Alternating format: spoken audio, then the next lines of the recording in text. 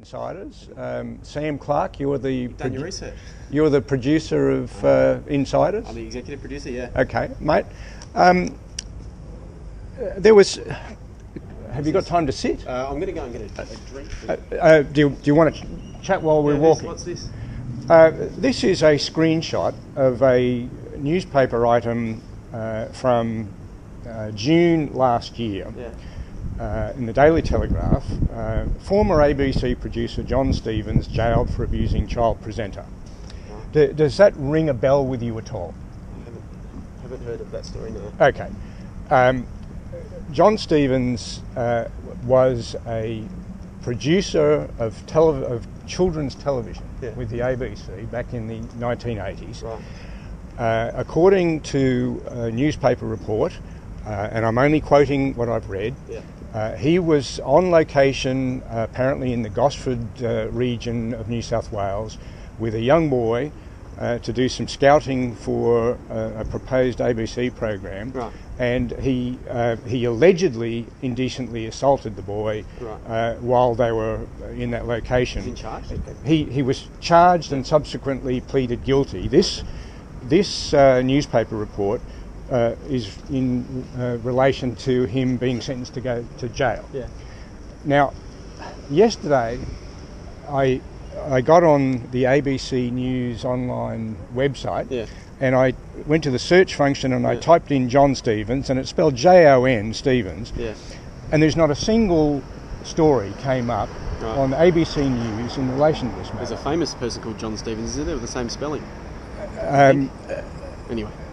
By the way. Now, I believe that there was a report on New South Wales ABC radio on one occasion about it, but there was no... So you're thinking that it was self-censorship? Let's go on. Yesterday, I also Googled George Pell, and there are hundreds of stories or references on the ABC News and other media as well to the matters relating to George Pell. In this story that's the middle of this year, it appears that he's going to be standing on charges relating to alleged sexual offences in Ballarat in the 70s and Melbourne in the 1990s. Now, I don't know how many offences are involved, or any of the other details. I think there are suppression orders over that kind of detail anyway. But this is that's news. There's no question about it.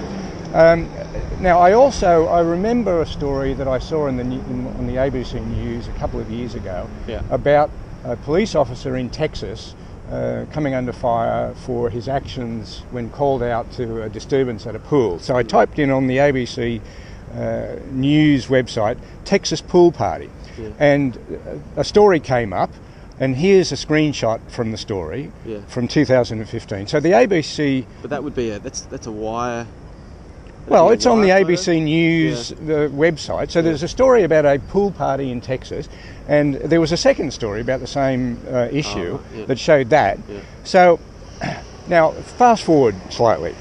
So that court case about the matter in Gosford was resolved in June of 2017. Here's a case in the New South Wales court lists, R versus John Stevens, spelled the same, set for the 27th of November in Queanbeyan Court. The case number ends in 034. Lo and behold, here's another R versus John Stevens, spelled Jon, set down for the Sydney Downing Centre Court with a different case number, ending in 137. Now, I don't know any of the details of who this is or what the charges are, but it's R versus John Stevens, which suggests that a criminal matter is involved. Here's another one. In February, on the 6th of February 2018, R versus JS. Now, the case number ends in 034, which is exactly the same case number as what was previously R versus John Stevens. I don't know whether it's the same guy, I don't know the nature of the charges, but it seems to me something may be going on in relation to a former, possibly a former ABC children's television producer. Yeah. And I would have thought that given the preoccupation of media organisations in anything to do with sexual abuse, that this is something that ABC News ought to be aware of. It's hard for me to comment because I don't know anything about it. Yeah, so, I find it surprising that someone with their fingers on the pulse of ABC News and current affairs would be apparently totally unaware of the initial guilty plea by John Stevens. You think it's surprising that I don't know that? Yes. Right.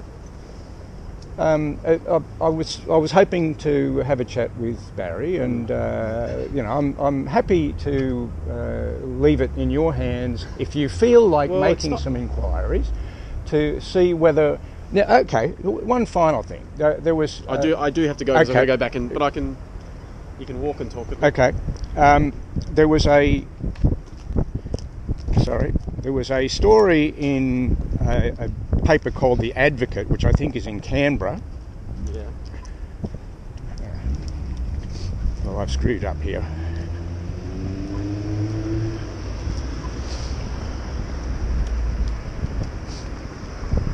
Thank you for bearing with me. That's okay. Well, I'm going to cross here. Okay. I don't want to get us run over. I probably should wait. I think we're on camera, aren't we?